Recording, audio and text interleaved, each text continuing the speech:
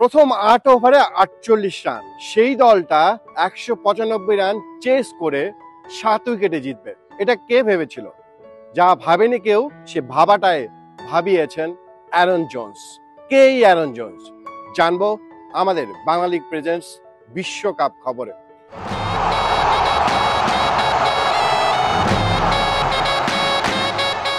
Aaron Jones বার্বাডোসের cricketer, যিনি যুক্তরাষ্ট্রে এসেছেন, এখন যুক্তরাষ্ট্রের জার্সিতে ক্রিকেটটা খেলছেন।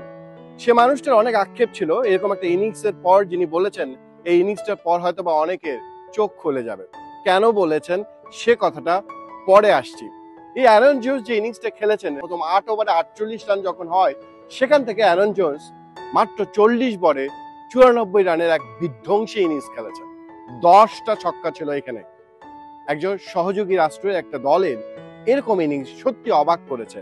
বিশ্বকাপের উদ্বোধনী ম্যাচে যেভাবে কানাডাকে হারিয়েছে যুক্তরাষ্ট্র, সত্যি অসাধারণ ছিল।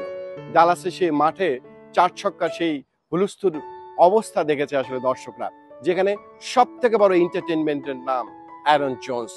যেই জোন্স আসলে আমরা বাংলাদেশের বিপক্ষে সিরিজেও দেখেছিলাম, বাংলাদেশের মানুষও তাকে একটু হলেও চেনে।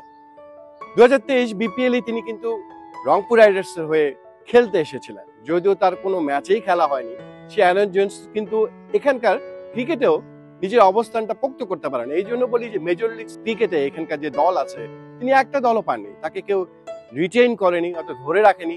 একের সঙ্গে যে ড্রাফট হয়েছিল, সেখানে অ্যারন জোন্স কিন্তু কোনো দল পাননি। সেই কষ্ট থেকে নিশ্চিতভাবে জোন্স ম্যাচ শেষে বলেছিলেন এই ইনিংসটা হয়তো বা কারো চোখটা খুলে দেবে। যে কোনো ক্রিকেটারই আসলে এরকম একটা ইনিংসের জন্য বহু প্রতীক্ষায় থাকেন, তাও আবার সেটা যখন যুক্তরাষ্ট্রের মাটিতে বিশ্বকাপ হয়, যখন বিশ্বকাপের নতুন ব্র্যান্ডিং হচ্ছে, মার্কেটটা বড় একটা বাজার মার্কেট ধরা হচ্ছে, সেখানে নিশ্চিতভাবে অ্যারন জোন্সের এই ইনিংসটা একটা বড় বিজ্ঞাপন হয়ে থাকবে। যুক্তরাষ্ট্রের ক্রিকেট তো অবশ্যই, সেই সঙ্গে আইসিসি যে ক্রিকেটের বিস্তার ঘটাতে চায়, প্রসার ঘটাতে চায়, গ্লোবালাইজেশন করতে চায়, সেখানে অ্যারন জোন্সের ইনিংসটা নিশ্চিতভাবে সবার চোখে লেগে থাকবে। যেটা বলছিলাম, তিনি ৪০ বলে ৯৪ রানে যে ইনিংসটা খেলেছেন, সত্যি দেখার মতো ইনিংস ছিল সেই জায়গাটায়। যদিও এর আগে কিন্তু অ্যারন জোন্সের পরিসংখ্যান যদি ঘাটেন, খুব বেশি একটা ভালো নয়। তিনি ২৭টার মতো টি-20 ম্যাচ খেলেছেন, যেখানে ২২ গড় ছিল, ৩৮৪ রান করেছেন তিনি, ১০৪-এর মতো স্ট্রাইক রেট। খুব সাদামাটা বলতে হবে সেই জায়গাতে।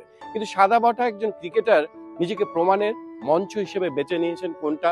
সেটা হচ্ছে বিশ্বকাপের একটা ম্যাচ, সেটাও আবার বিশ্বকাপের একটা উদ্বোধনী ম্যাচ, যেটাতে যুক্তরাষ্ট্র খেলছে। সেই মঞ্চে নিজেকে জোন্স চিনিয়েছেন, নিজের জাতকে চিনিয়েছেন, যে তিনি আসলে এসছেন বিশ্ব ক্রিকেটে নতুন কিছু হবার জন্য।